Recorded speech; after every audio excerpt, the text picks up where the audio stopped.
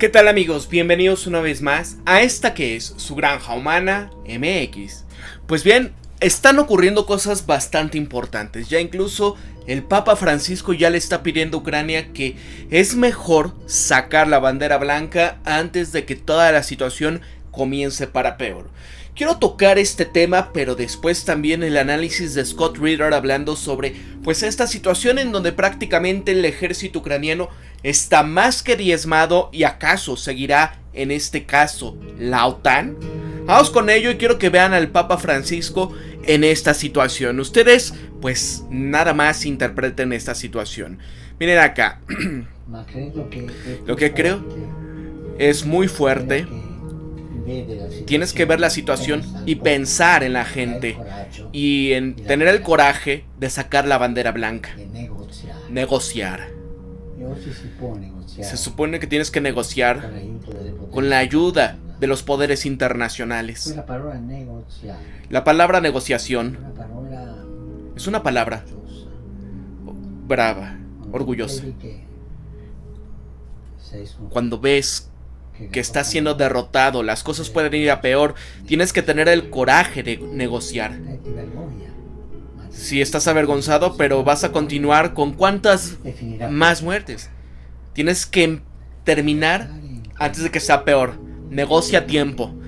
Mira algunos países que puedan actuar como mediadores a día de hoy. El ejemplo de la intervención en Ucrania, de que muchos de los que quieren hacer una contribución, por ejemplo Turquía, no hay que avergonzarse en negociar antes de que empeoren las cosas.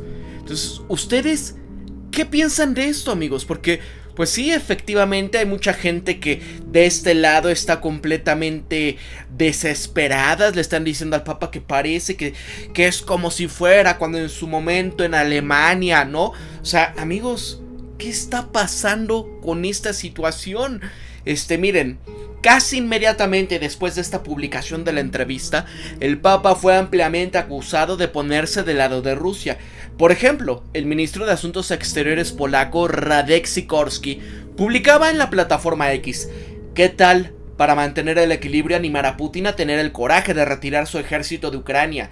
La paz se produciría inmediatamente sin necesidad de negociaciones. Y nada más esta cuestión, ¿no? Donde, pues, ¿por qué ellos no están peleando? ¿Y por qué decir que vayan más hombres, más y más y más? Y como lo señalaba la Associated Press este domingo, los funcionarios ucranianos estuvieron de acuerdo con las declaraciones que comparaban esos comentarios del Papa sobre su disposición a llegar a un acuerdo con Hitler. Decía, en una publicación separada, Sikorski había trazado paralelismos entre quienes piden negociaciones mientras quien niega a Ucrania los medios para defenderse y el apaciguamiento de los líderes europeos hacia Hitler justamente antes de la segunda gran intervención mundial por la democracia. Andriy Yurash, que es el embajador de Ucrania ante la Santa Sede, había afirmado que era necesario aprender lecciones de este conflicto. Su publicación en X parecía comparar estos comentarios del Papa con llamados a hablar con Hitler mientras se levantaba una bandera blanca para satisfacerlo. Y así, el portavoz del Vaticano, Matteo Bruni, ha tratado de aclarar estas declaraciones de Francisco, pero no dio marcha atrás ni se retractaron de la controversia. En las declaraciones del pontífice decían que fue el entrevistador quien introdujo esta referencia a la bandera blanca para poder indicar un cese a las hostilidades, una tregua alcanzada con el coraje de la negociación. Bruni enfatizaba que Francisco tiene un profundo afecto por Ucrania y en última instancia lo que está pidiendo son las condiciones para la solución diplomática en buscar una paz justa y duradera. Y es que, amigos, en este otro sentido, ustedes lo han visto, ¿no? Como todas estas personas lo único que están pidiendo es pues más intervención por la democracia, más y más y más, y no recular, ¿no? Miren acá. Déjenme, les pongo esto. Scott Ritter, se los voy a doblar al español y ustedes me dirán. Aquí está. Está Dialogue Works con Nima Al-Khorshid. Le están proveyendo toda la artillería occidental. No están haciendo nada con esto. Tienen la voluntad. ¿De dónde van a obtener todas las municiones? Esto no crece en los árboles nada más. Tienes que reconocer que tienes que generar la capacidad industrial para tener esa munición en las cantidades necesarias por los ucranianos. Incluso si tuviésemos todo este dinero del Congreso, no lo hay. Y se necesita para producir. Se necesitan líneas de producción para poder ser construidas. Y esto se está hablando de meses para que puedan empezar a fluir las municiones hacia Ucrania. Y esto no va a llegar a tiempo para los militares ucranianos, para que exista en términos de tiempo de meses. Y esto ya están teniendo estas catastróficas pérdidas de personas, ¿no? O sea, ustedes nada más díganme, amigos, ¿creen necesario que sigan con esta situación en lugar de ir a una paz negociada de, por más que, o sea, ya Victoria Nuland mejor se salió porque sabe que no va a haber dinero en este sentido? Incluso si ustedes así lo quieren, habló de este tema precisamente se me va el nombre, es igual, este experto, Larry Johnson sobre el caso de Victoria Nuland en su salida. Y efectivamente, o sea, dice, no, o sea, no hay más dinero para mandarles. Y aún así, esto es una cuestión que lleva meses, que no se va a aprobar, que no hay la capacidad de que el sector armamentista estadounidense haya tenido pues estos acuerdos de seguridad, ¿ok? Yo construyo, pero tienes que asegurarte, ¿no? De firmar esto, porque no es como que, bueno, ya se acabó en 1 o 2 años y se acabó a cerrar esas plantas de producción de municiones, ¿no? Sino es asegurar. ¿Por qué creen que estamos viendo ya la situación en que Europa dice, pues ya tenemos que gastar más del 2% a forciori para el tema de la OTAN? Tenemos que cambiar la línea de producción, tenemos que gastar más en la defensa, precisamente para que este tipo de corporaciones pues se echen a andar en la producción de nuevas líneas de suministro para más armas, para más municiones.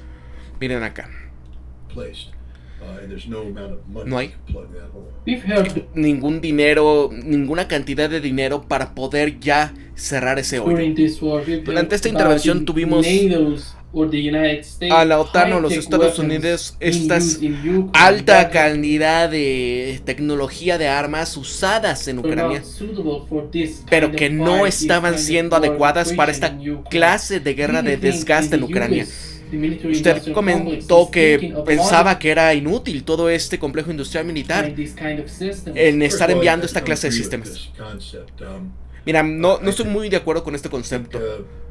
Yo lo que creo es que un sistema de armas que está siendo puesta en las manos de una persona que no está bien entrenada, y tenemos también el otro tema, el de la sostenibilidad sistemática, donde puedes tener todas estas tácticas operativas, están en las especificaciones con este equipamiento y hacerlo bien en batalla.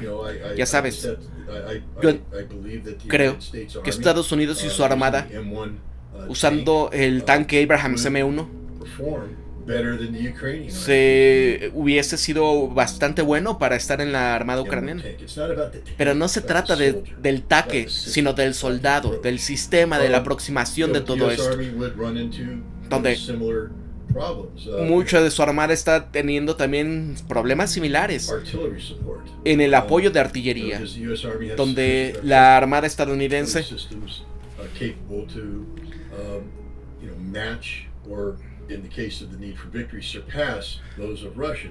no hemos podido sobrepasar las capacidades de los tanques que tienen los rusos en este sentido.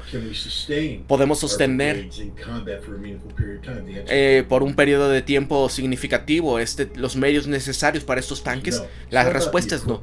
No se trata nada más del equipo, sino, me refiero, Nosotros sabemos que hay soldados bastante buenos con este equipamiento que está fuera de fecha.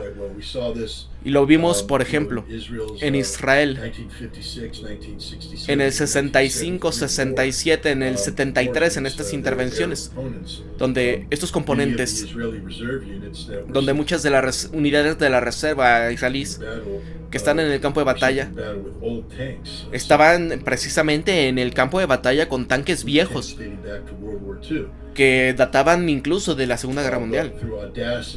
Pero por la audacia, las tácticas, pues esto permitió que Israel prevaleciese. Así que la armada ucraniana, ya sabes, tiene que actuar en conjunto, tiene que tener tropas altamente entrenadas, o sea que no importa si tuviesen los tanques más nuevos.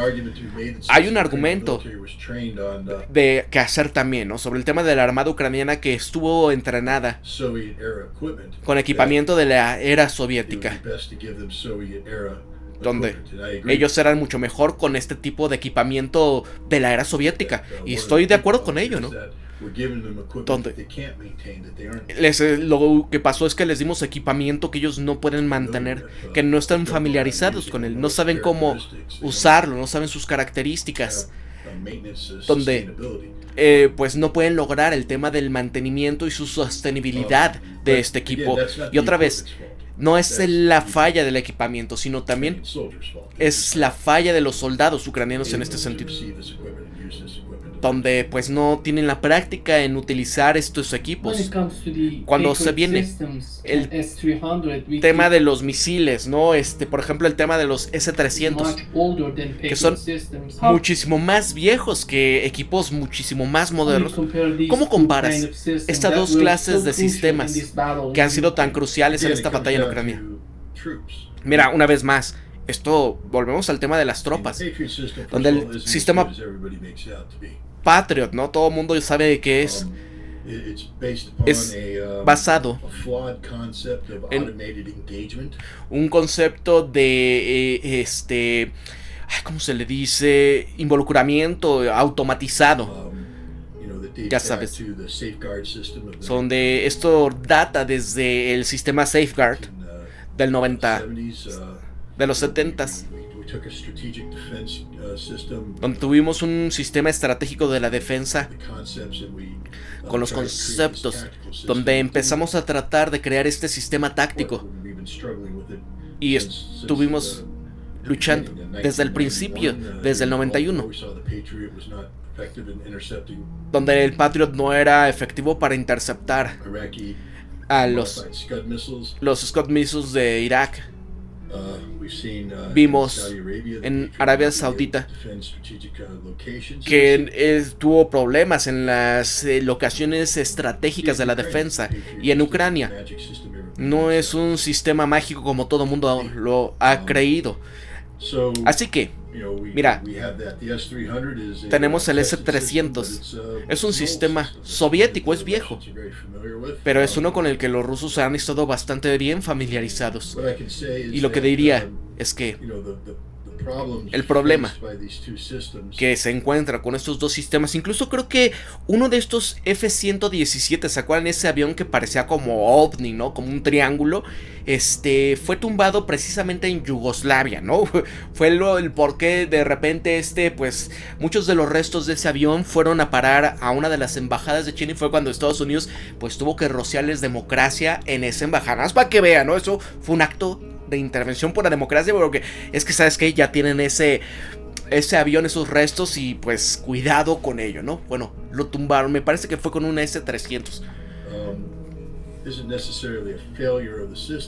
Es necesariamente una falla del sistema, y donde lo que pasa es que pues los rusos son muy buenos en suprimir en temas de la defensa aérea, donde están abrumando prácticamente las defensas aéreas de los ucranianos, porque ellos tienen muchos otros sistemas, por ejemplo el IRIS-T, el NASAMS, y ninguno de estos sistemas está funcionando. No están manteniendo a los rusos de estar dominando los cielos de Ucrania. Cuando se viene a la producción de municiones, ¿cuál es el problema? Que no podemos producir a la misma cantidad de lo que necesitan ahí, ¿no? Mira, Estados Unidos tiene la habilidad de crear estas instalaciones modernas y generar grandes cantidades de municiones. Ese no es el problema es que es muy caro. Y la industria de la defensa no se va a involucrar en actividades para minimizar sus pérdidas de márgenes. Porque ellos tienen una manera de hacer estos negocios a día de hoy que es exclusivamente para hacer dinero y no quieren desviarse de este sentido. Y Estados Unidos lo vimos con el presidente de las pérdidas especiales, ¿no? De producción para obtener compañías. Cuando fue el tema del bicho, para poder tener estos ventiladores y otro con este tema de la producción de emergencia, ¿no? En el interés de seguridad nacional.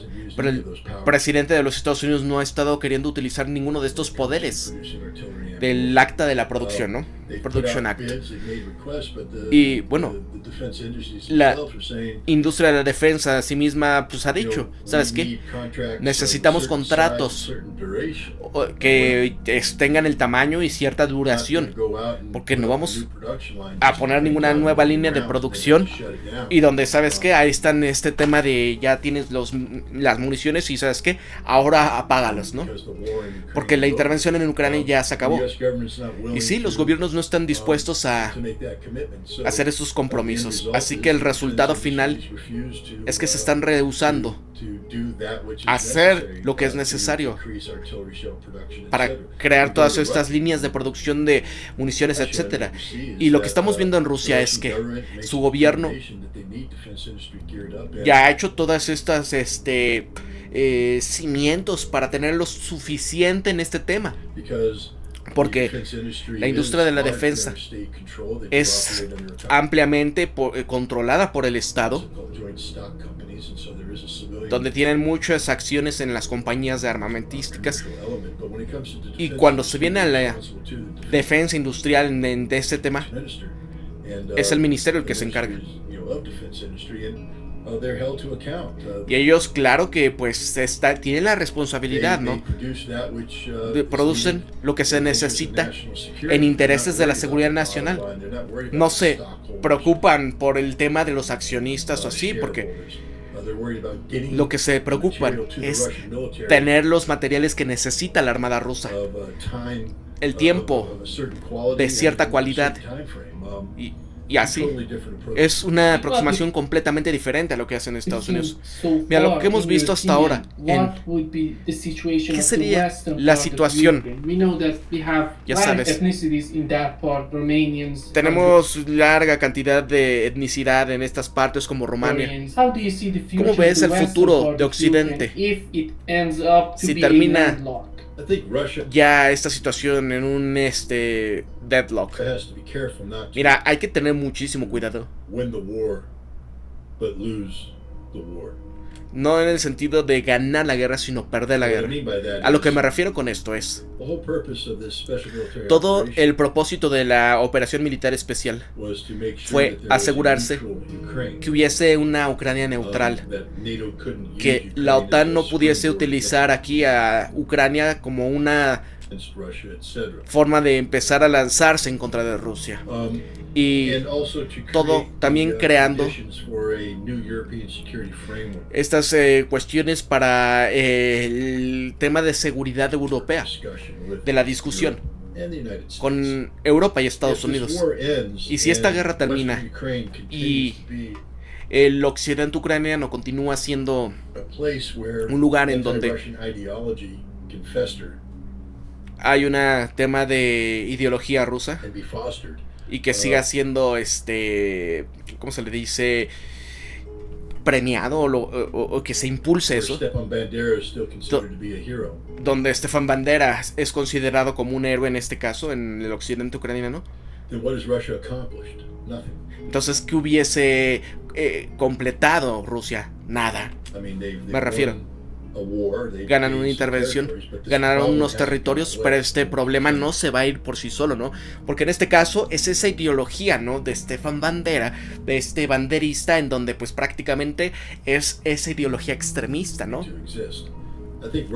Yo creo que Rusia lo que quiere es que termine este problema, esta ideología de bandera y la terminología, así que lo que requiere es no permitir que caiga el occidente ucraniano, ¿no? Que no vaya a caer en otros temas de otras naciones y demás, sino para que se asegure Rusia de purgar de toda esta líneas de los banderistas y limpiar toda esta infección, y después de eso incorporar toda esta cuestión en donde los delegados ucranianos pues todavía puedan existir,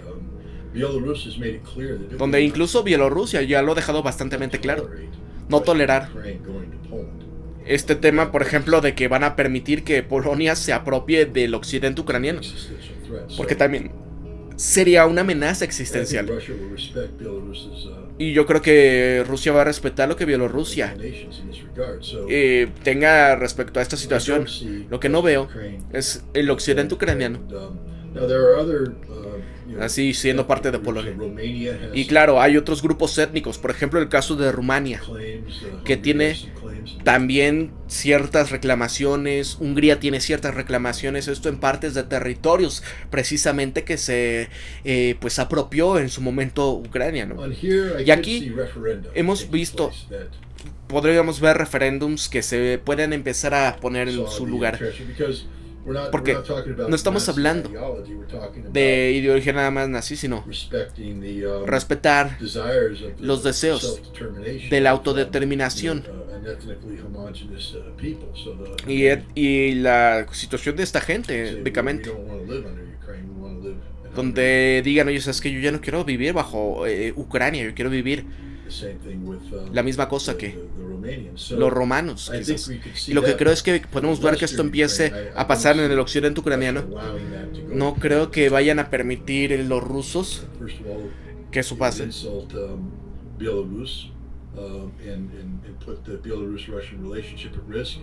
Y no creo que vayan a arriesgar las relaciones ruso-bielorrusas.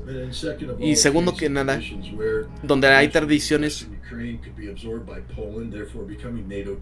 donde pues en este término pues los polacos terminen absorbiendo a los ucranianos y al final pues termina siendo Ucrania dentro de la OTAN.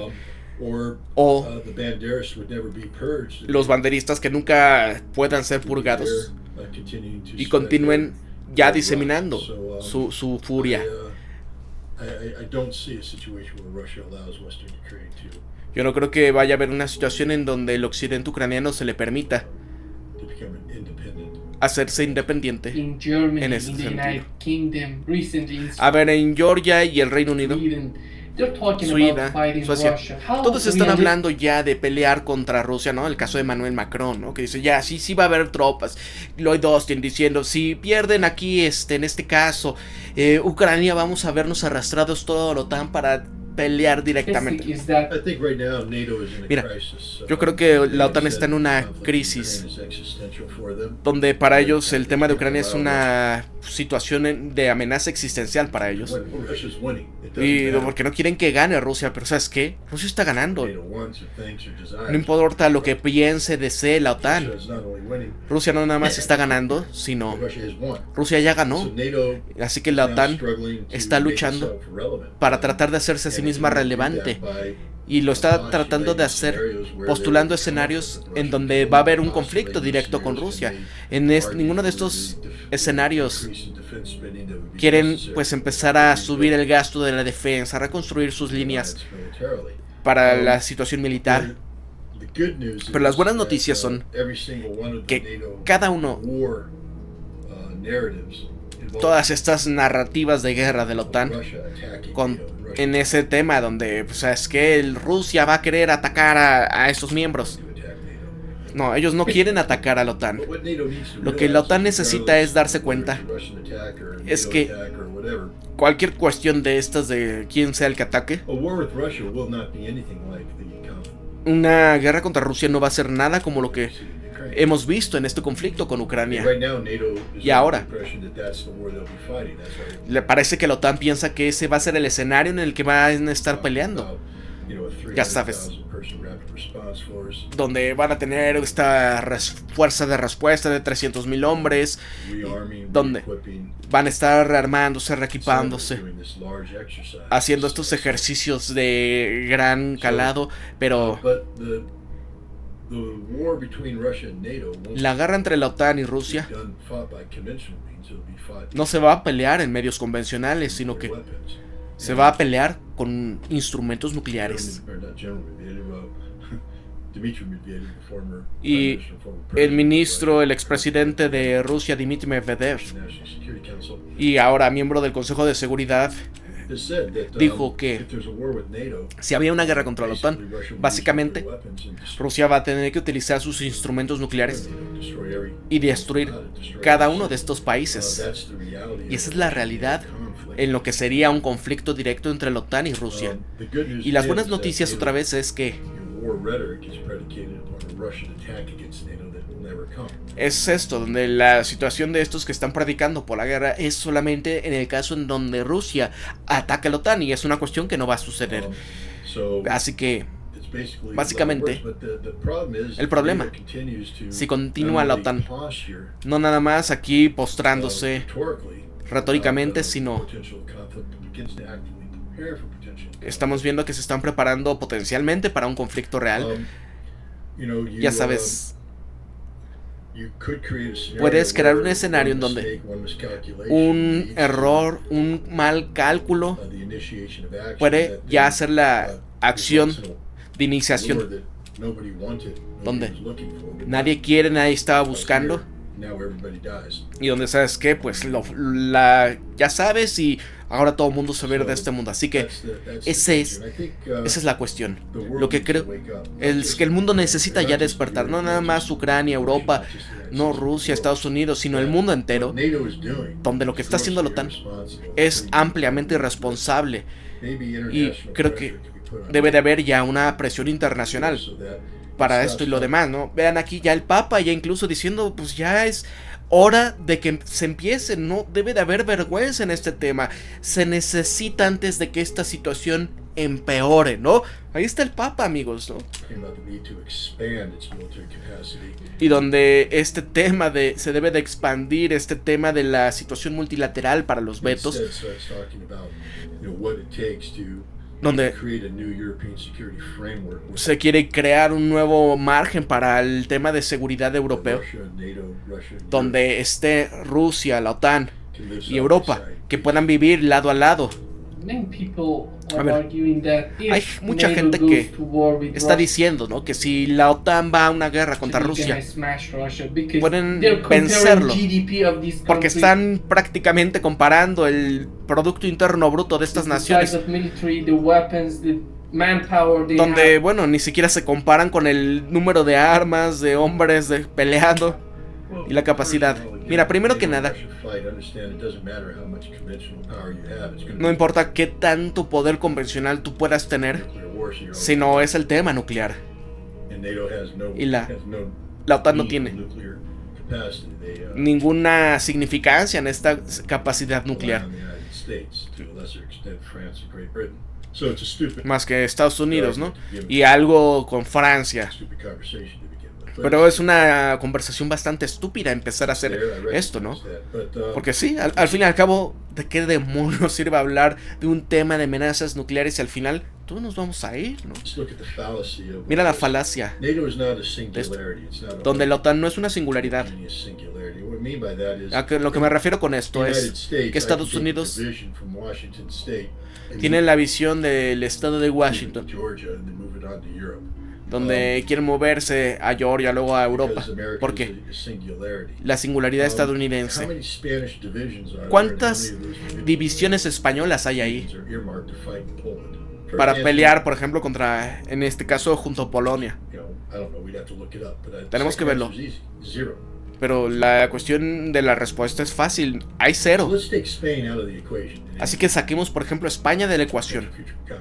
En un futuro próximo contra Rusia, no va a haber fuerzas españolas peleando al lado de Polonia, ¿no? ¿Qué tal de las fuerzas portuguesas? Nada. ¿Qué tal de italianos? No. ¿Qué tal los turcos? No. ¿Qué tal los griegos? No.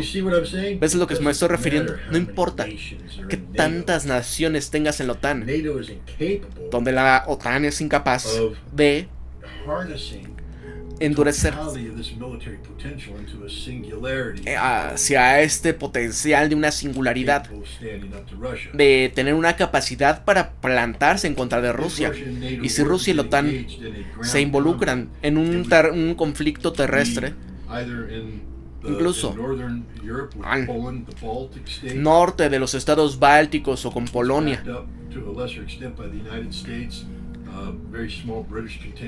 donde puede haber algunos contingentes estadounidenses, uno pequeñito de Reino Unido, francés, ya sabes,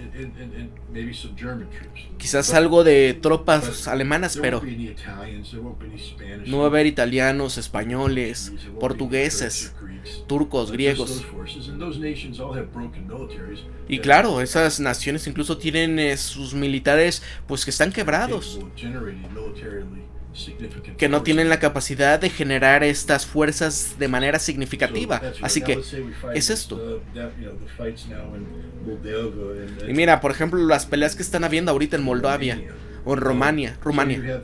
Tienes a esta armada donde puedes tener algo de búlgaros. No muchos, pero sí quizás algunos. Y eso es todo. El resto de la OTAN va a estar así, ¿no? Como el tamaño de Rumania. Lo que estamos hablando es que la OTAN, solamente su poder está sobre papel. No es como decir, oye, ¿sabes qué? Es una sola armada militar, ¿no? La OTAN en general. Porque está hecha con un puñado de estos estados, en el cual cada uno tiene sus propios compromisos, donde puedes decir, oye, ¿sabes qué? Como tenemos 500,000 tropas, pongamos las 500,000 tropas ya en Polonia. Tienen otros compromisos, tienen requisitos de su seguridad nacional, ¿no? Así que se estarían preocupando de estar poniendo gente ya directamente en Polonia, porque imagínense qué pasaría, ¿no? En este caso, Marruecos y todo esto, ¿no? Donde pues quizás algunos pares de miles pudiesen tener, pero nada más. Y esto no son algo que vaya a cambiar el terreno. Así que la gente que habla de que la OTAN es una fuerza formidable, no sabe nada de lo que está hablando. Creo que estaba tomando un Knuckles. A ver, hablando de este tema de las negociaciones, donde la situación, ¿cómo se puede resolver en Ucrania? Pero que para tener a alguien en Estados Unidos o el estado de Washington que realmente lo haga. Mira, es muy arrogante que Estados Unidos quiera ser el que quiera sacar, ¿no?, el resultado de un acuerdo negociado de este conflicto. Estados Unidos es parte del conflicto. Y el lado que ellos eligieron fue el lado perdedor. Lo que hace que todo el mundo piense que el Rusia se va a querer sentar junto con Estados Unidos en Europa para resolver este problema. Rusia ya lo intentó en su momento. En el 2022, sí. Fueron los Estados Unidos, la OTAN, Inglaterra, que se reunieron. Y lo que hicieron fue asesorar a Ucrania para que no tuviera ningún acuerdo negociado. Y ahora Rusia se ha movilizado, han gastado una cantidad significativa de dinero y sus tropas, y la victoria ya es de ellos. ¿Por qué empezarían a negociar de una manera que no fuera la de lo que ellos quieren? ¿Qué es lo que va a aquí negociar Rusia? Ellos lo que quieren es la deunificación, que es el régimen de Zelensky. Y ellos no van a negociar con este señor. Lo que quieren es la desmilitarización. Y es la destrucción de esta armada pro-OTAN que están construyendo en el suelo ucraniano. Rusia no va a negociar con ellos de esta manera. Y esta situación va a terminar cuando Rusia lleve a estos términos incondicionales de la rendición, donde no tenga ninguna opción más que para aceptar, donde el occidente pues va a tener que vivir con esto, y donde tomen las negociaciones entre occidente y Rusia. Eso va a ser después de que Rusia lo haga ya precisamente solo con Ucrania, no antes. ¿Por qué se sentarían y negociarían en esos términos? En donde para poder negociar en tus términos lo que tienes que hacer es derrotar a los rusos. Y nadie está derrotándolos. Mira, estuve hablando con el embajador Freeman y él decía que el futuro de Europa iba a ser fuera de Rusia, y lo que obviamente ellos necesitan a Rusia por su energía, y la industria europea necesita a Rusia para ser parte de la prosperidad. En términos europeos, ¿qué tan realista es eso? Es la única resultado. Ya sabes, hemos estado en una situación en donde la gente europea ya empieza a reconocer que fueron prácticamente secuestrados por sus mismos políticos, donde no están en el mejor interés de su gente, de Europa o de la gente. Ya sabes, hemos visto a los granjeros en grandes números. Hemos visto a la gente, por ejemplo, ¿no? El caso de Zaluzhny. Cuando los hombres de negocios se han sentado a la mesa y dicen, por ejemplo, en el caso de los alemanes que se han sentado a ver, oye, ¿cuándo van a regresar los negocios? Porque muchos incluso se fueron a China, ¿no? Las principales 10 grandes corporaciones fueron un roadshow directamente a China, pues porque muchas de las empresas obviamente ya no iban a poder seguir sustentándose en Alemania. ¿Por qué? Porque pues el costo de la energía, y ¿sabes qué? Pues ahora vamos a poner nuestra industria química en China. ¿Y qué les hizo Estados Unidos? Cuidado, porque el tema de los uigures, que no sé qué, y los obligaron a tener que abandonar China, ¿no? Nada más para que vayan viendo, amigos. ¿Acaso van a continuar con esto? ¿Donde les están torciendo todo? ¿Todas las grandes empresas a Europa?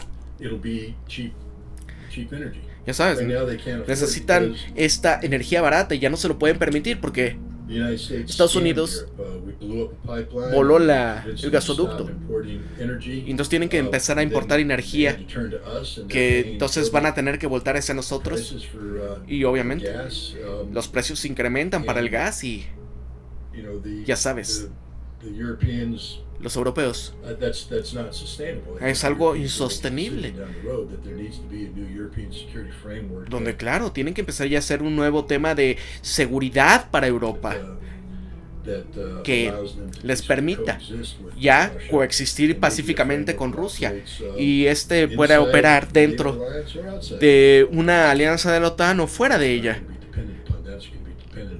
Y esto dependerá de la decisión de los participantes para renovar las relaciones con Rusia, y incluida tener la habilidad para que los europeos tengan una vez más esta energía que sea pues accesible. ¿Cómo es posible para Europa ser independientes de la energía de Estados Unidos? Mira, creo tienen que hablar esto que están hablando, ¿no? De Europa, y es irreal. Porque Europa tuvo su momento. Se les había dado la oportunidad de construir algo fuerte,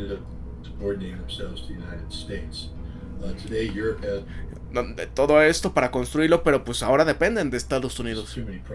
Y ahora hay muchísimos problemas. Europa se va a empezar a quebrar en ciertos estados. Y ese es el futuro de Europa. Pero la noción de esta Unión Europea poderosa es una falacia, es una broma. No es poderosa. Y definitivamente que no está unida. Ustedes han visto cómo han estado amenazando a Hungría, cómo han amenazado a Turquía, cómo vaya, ¿no? Todas estas cosas y los chantajes.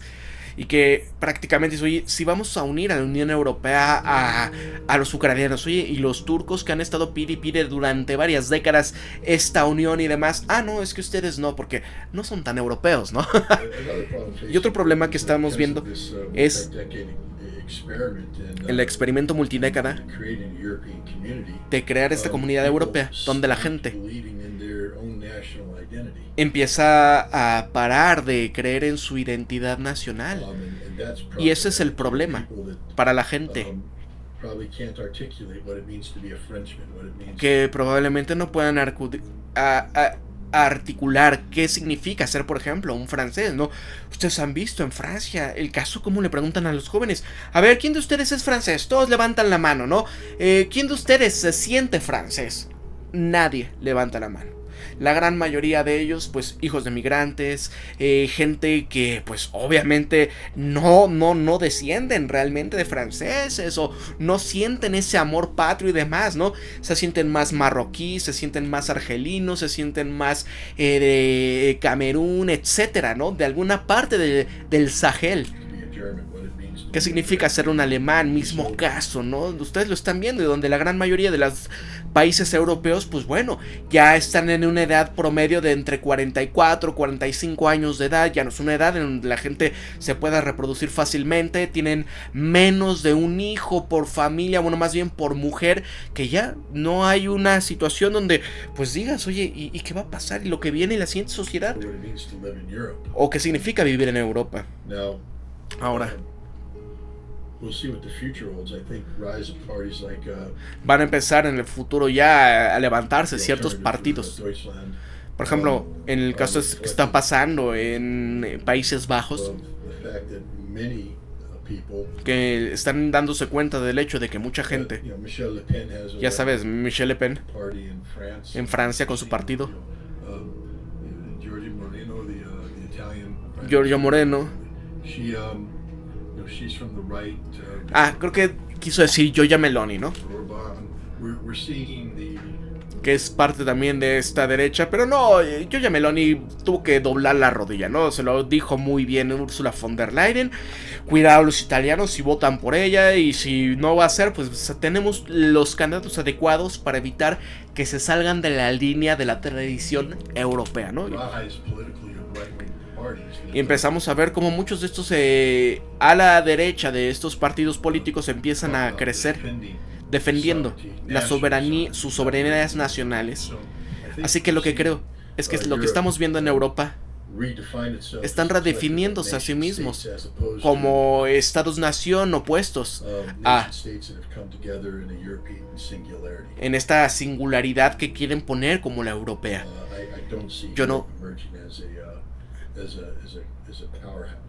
Yo no veo que esto vaya a surgir como una superpotencia, ¿no? Unión Europea. Y no veo ninguna nación europea que se pueda, en un periodo de tiempo razonable,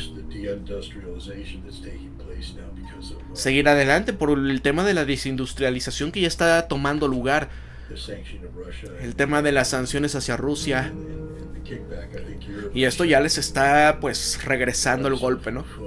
Ya están empezando a sufrir por el tema de la comida, donde tienen que reestructurar y redefinir con una situación pues de una economía viable, porque lo estamos viendo. Incluso ya empezaron a hacer, Bloomberg comentaba sobre esto, ya empiezan las simulaciones de un entorno en donde pues empiecen a tener una crisis alimenticia en Europa. Y esta reestructuración y la definición En sus relaciones con Rusia en cuanto a energía tienen que volver a redefinirlas. Hemos visto que están teniendo en sus relaciones con Rusia ahora mismo. En tu opinión, ¿cuánto va a tomar para llegar al punto de como era antes de que empezara todo esto? Mira, ya no va a haber una forma en la que regresemos al punto como antes de que empezara esta intervención. El mundo ya cambió. Y antes de que esta situación empezara, Rusia empezó a hablar con la OTAN para crear un nuevo escenario de seguridad para Europa. Y donde, bueno, ellos, Rusia prácticamente ya derrotó a la OTAN.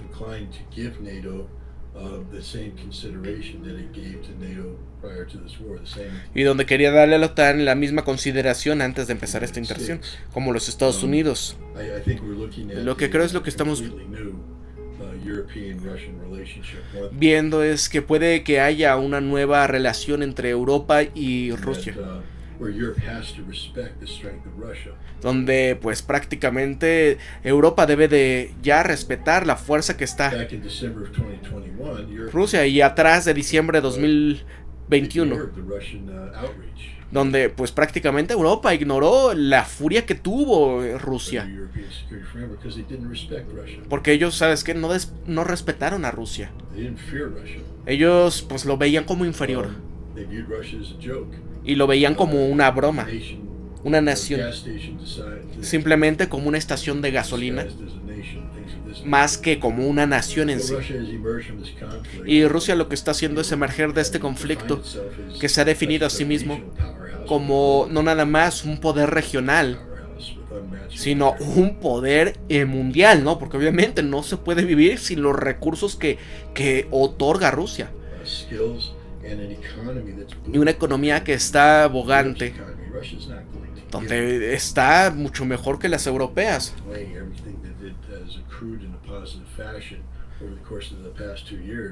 Y claro que Rusia no va a volver al pasado de 2 años atrás, nada más para tener buenas relaciones con el resto de Europa.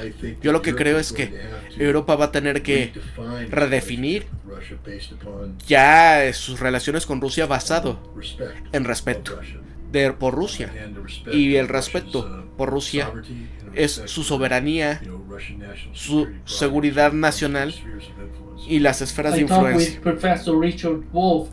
Mira, hablé con Michael Hudson y el profesor Richard Wolff, donde hablaban de las razones que había detrás de esta guerra con Ucrania, en donde la razón, en donde Occidente tenía esta situación en contra de la Unión Soviética,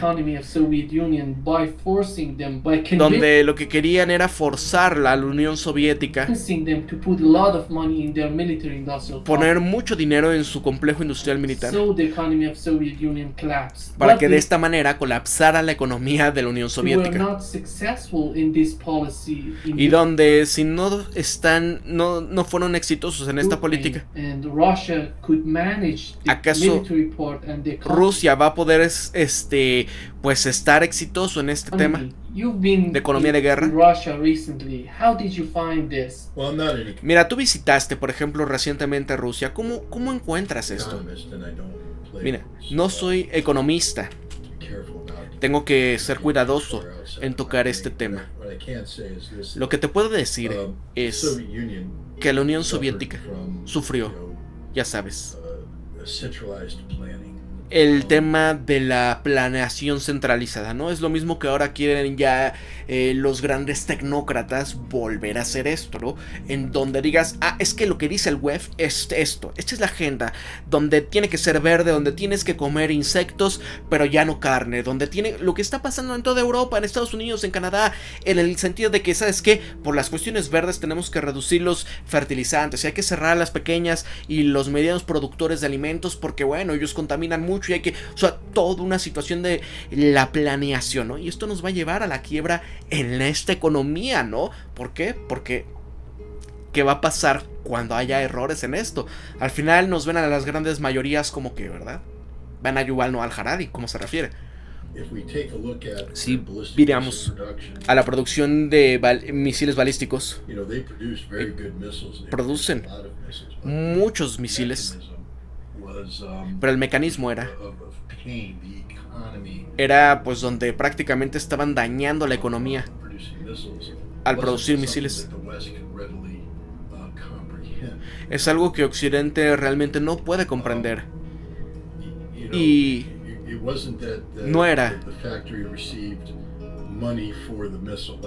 que la fábrica recibiese el dinero por los misiles. Por ejemplo, el caso de Boeing produciendo un misil, ¿no? Donde tenemos un mercado de precios y ese precio tiene, pues obviamente, este presupuesto se usa para pagar salarios, tema de infraestructura, etcétera, etcétera. Así no es como funciona. Hay una gran cantidad de factores que entran en juego donde no hay una directa correlación económica. Así que era insostenible, especialmente cuando la economía soviética trató de transitar lejos de esta centralización hacia una que era más efectiva en costos-beneficios para ir hacia una de estilo como occidental. Pero encontraron que al hacer la transición no puedes sustentar por ejemplo, una ciudad fábrica. Que una de las cosas en las que tenía la Unión Soviética era ¿no? El tema de los misiles en Butkensk, donde estuve, donde la fábrica era la responsable en el tema de la escuela, el dar, por ejemplo, el caso de las casas, cosas sociales, y el presupuesto que ellos recibían del Estado, que pagaban por los misiles, ellos pagaban por todo, ¿no? Y cuando ya ibas al tema del costo de contabilidad, donde, bueno, sabes que ahí está lo que se está pagando por los misiles, pero no hay dinero para nada más. Y empezó a colapsar el sistema. No era de que Occidente pues causó que colapsara así la Unión Soviética. La Unión Soviética le fue muy bien. Y hay una escuela de pensamiento a día de hoy que la razón por la cual había colapsado la Unión Soviética era porque Mikhail Gorbachev precipitó la transición de una economía sólida a una economía occidentalizada sin planificación real para cómo hacerlo, y por eso colapsó. Y pretendió que fue por el tema de la planificación soviética, donde quería empezar a apretar las tuercas y hacer que las cosas funcionaran, pero no en una cuestión como un modelo capitalista occidental puro. No hubiese habido entonces un colapso precipitado, pero no dijo que iban a tener esta visión, donde simplemente tenían la noción, oye, sabes que Occidente es mejor. Y lo que tuvimos después fue Boris Yeltsin en los 90s y la absoluta devastación, porque por esto. Y si vemos al capitalismo que tienen hoy en día en Rusia, es totalmente un concepto diferente, donde no es un capitalismo estadounidense, sino que es algo diferente. Esta vez, los rusos tienen esta única economía de día de hoy. Lo que es interesante es que los occidentales no tienen ni siquiera ninguna pista de cómo funciona la economía rusa. Y tengo que ser directo con esto, ni siquiera la CIA tiene ninguna idea de mucho de lo que sucede allá. Por eso es que tenemos gente como el caso de Jeffrey Sachs, que fue a Rusia en los 90s, pero no pudo ni siquiera raspar la cuestión que él quería lograr. ¿Por qué? El modelo de planeación occidental no se traslada a la realidad que hay en Rusia, ¿no? Sí, porque Jeffrey Sachs ha estado en China, en Rusia, ¿no? Y Rusia emergió de los 90s, donde tuvieron que lidiar con ciertas artificialidades, donde empezó a surgir toda esta clase de los oligarcas, que es como el caso de México, ¿no? Cuando empieza todo el tema del neoliberalismo y empiezan a surgir todos estos, como el caso de, pues, los super ricos, ¿no? Salinas Pliego, Carlos Slim, los Bayeres, todos estos que se les dio, pues, prácticamente todo el poderío que tenía el Estado, y ¿sabes qué? Como son los prestanombres, como esto y lo demás, y ahí está. Donde existieron en tiempos soviéticos, hay que tener ese hecho. Y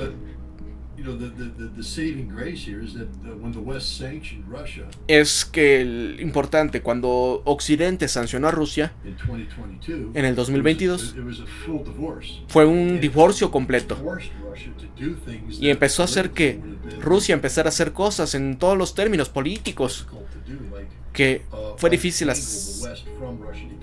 hacerlo para, pues, ya desvincular ya la economía occidental con Rusia, para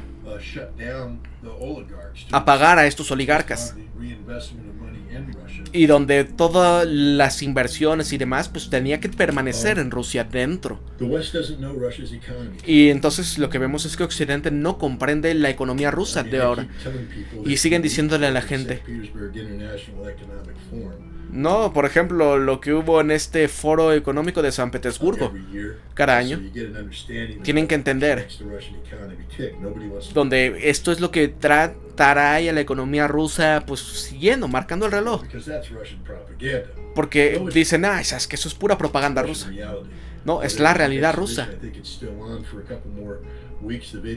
Y donde en unas semanas más va a haber una exhibición en Moscú que hablan del estado económico de todos estos distritos y los oblasts, donde cada uno va a tener su propia exhibición y su plataforma. Y entonces lo que tú ves en este tour es la diversidad de estas economías. Y otra vez, si no lo ves, no lo puedes ver, no puedes comprenderlo, y no puedes ni siquiera, ¿no? Pues, tratar de entenderlo. Y así lo que creo es que nosotros hemos creado un mito del colapso de la Unión Soviética, que no colapsó de la manera en la que dijeron. Y creo que está más de lo complejo que nada más esto, donde dice, oye, ¿sabes qué? Les pusimos tanta presión, produjeron tantas armas que entonces colapsaron. No, el sistema estaba ahí, trabajaba, funcionaba. Y el problema fue en el tema de intentar transicionar a este capitalismo occidental, y esto fue lo que precipitó ese colapso, porque les pusimos mucha presión en Rusia. Y al día de hoy, la noción es, cuando presionamos a Rusia, ¿qué pasa? Que no lo entiendes, ¿no? Es como, por ejemplo, el caso de México también. Cuando viene toda esta presión, la firma del Tratado de Libre Comercio con Estados Unidos y Canadá, donde Carlos Salinas de Gortari pues dice, ya vamos a ser el primer mundo y demás, y lo único que precipitó, adivinen qué fue: el tema de los badombres, la destrucción del campo mexicano, la cuestión en donde, pues, ¿qué empezó a pasar? Donde de manera masiva empezó a salir toda esta gente que anteriormente estaba en las áreas rurales, que tenían cierta situación, pues, de beneficio, y ahora a buscarse la vida en las principales ciudades. Y la cuestión en donde, pues bueno, empieza a masificarse el tema de las maquilas, en donde se empieza a destruir mucho de lo que anteriormente, pues, el Estado podía permitir. En aquellas épocas, en los 70s, en los 60s, pues ustedes podían ver muchas cosas hechas en México, ¿no? Y eran cosas de buena calidad, cosas de acero, cosas que duraban, cosas que, porque toda esa industria, pues, esa era parte del aparato. Y después, cuando empezó todo esto, mucho empezó empezó simplemente a desmantelarse, ¿no? El caso de la cuestión de la refinación de la energía, ¿no? Nosotros exportábamos gasolinas, diésel, ¿no? Y ahora, en este sentido, pues cuando empieza todo esto, se empieza a desmantelar ese aparato y empezamos a depender más de Estados Unidos, y era una enorme sangría de recursos, de divisas, porque pues empezábamos a depender algo de lo que antes éramos productores. ¿Y se dan cuenta? Por eso cambiamos y elegimos un presidente que sí pensaba en esta situación. Yo espero que lo que venga pues siga en esa tesitura. Esperemos que sí, amigos, pero como dice, ¿no?, el presidente, y recordando este tema de que pues va a llegar el momento en donde malos mexicanos van a querer alejarse de esa situación. Miren, incluso se los compartía por acá, creo que es esto que decía el presidente López Obrador. Miren acá. Una persona dijo que había que cerrar la refinería de Tula. Otra más dice que no, que mejor cerrar la de Cadereyta y la de Tampico. O el presidente municipal de Cadereyta dijo que no permitiría que cerrara la refinería de ese municipio. De modo que ya la libramos porque no cerrará ninguna, dado que en Tampico no existe. Recordemos no solamente al general Cárdenas, sino también al presidente Adolfo López Mateos, que en 1960 nos advertía: no se confíen porque en años futuros algunos malos mexicanos identificados con las peores causas del país van a intentar por medios sutiles entregar de nuevo el petróleo y nuestros recursos a los inversionistas extranjeros, ¿no? Ahí está, amigos. Entonces volvemos con esto porque hay muchos paralelismos entre lo que fue la Unión Soviética, México, los oligarcas y la presión obviamente del hegemón. Mira, hay que hacer esta cuestión, ¿no?, de argumentar qué puntos de presión vas a seguir presionando. No hace sentido. Donde queremos sancionar la economía rusa y donde nos damos cuenta que las sanciones fueron un fallo, y porque no sabemos qué es lo que están haciendo. No conocemos la economía rusa, cómo funciona, donde había estas expectaciones artificiales, ¿no? Incluso, ¿por qué creen que también sale Victoria Nuland en todo eso? Oye, todo lo que hiciste fracasó. ¿Sabes? La relación de causa y efecto, donde creímos que haciendo esto iba a pasar esto, pero fue lo opuesto. Y esto pues prácticamente nos salió tiro por la culata. Y yo diría que muchos de los economistas del día de hoy no tienen ni siquiera la idea de la realidad de la economía rusa. Yo no tengo una completa noción, pero el que me llevó allá fue un economista ruso, y donde tuvo mucho tiempo introduciéndome las realidades de la economía rusa. No nada más en Moscú, en San Petersburgo, sino alrededor, en Ekaterimburgo y Yusef Kazán, para ver toda esta realidad de la complejidad que hay ahí, de la diversidad de la economía, ¿no? Eso es como en México, podemos hablar de 5 países en uno, ¿no? Donde cada región pues tiene situaciones diferentes, situaciones completamente distintas a lo que puedes decir. Es que en el norte, ¿no?, está muy industrializado, y el sureste, y el sur, y el centro, y el Bajío, ¿no? Muy difícil. Estas son sus fortalezas, pero mi punto es que los occidentales no entendemos esto porque tratamos de poner a todos los rusos desde un filtro lejano, donde estos académicos occidentales se postraban en contra de Rusia, y donde pues nosotros nos poníamos cada cosa que pasaba ahí en una manera negativa, y donde Rusia es una economía muchísimo más poderosa a día de hoy que lo que pues el Fondo Monetario Internacional decía, y ellos decían: oye, va a haber cierto número de crecimiento económico para Rusia, y sabes que, oye, tenemos que volverlo a incrementar, como el caso de México, que también ha estado pasando. No, que siempre sí va a crecer más. No, que un poco más. No entienden lo que está pasando. No entienden lo que está pasando. Así que es muy simple decir: nosotros hicimos X por la Unión Soviética y esto fue lo que sucedió, y lo que estamos tratando de hacer con Rusia ahora pues ni siquiera funcionó, ¿no? Son dos economías completamente diferentes. Pero sobre esto, el hecho de que Occidente no tiene ninguna cuestión de lo que está pasando realmente en Rusia el día de hoy, ¿no? Ahí está, amigos, espero que les haya gustado, porque la verdad es bastante esclarecedor este sentido de la realidad de lo que está pasando y del por qué en todo caso, pues Occidente, la OTAN, Estados Unidos no saben qué hacer, están completamente desesperados, y pues ya la voz de la razón, ¿no? Ya está en el sentido de antes de que sea demasiado tarde, antes de que las cosas se empiecen a salir de control, ya bandera blanca.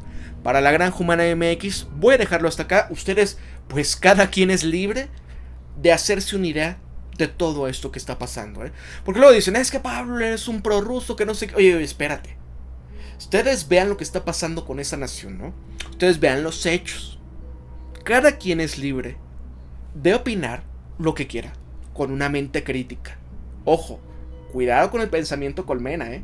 Para la Granja Humana MX se despide Pablo, y recuerden esto siempre: piensen críticamente, sean ustedes mismos, conózcanse de verdad quiénes son, sean empáticos, compartan en sus redes sociales, suscríbanse a este canal, aquí abajito pónganle el clic en esta campanita y ahí seleccionen la opción que dice todas las notificaciones.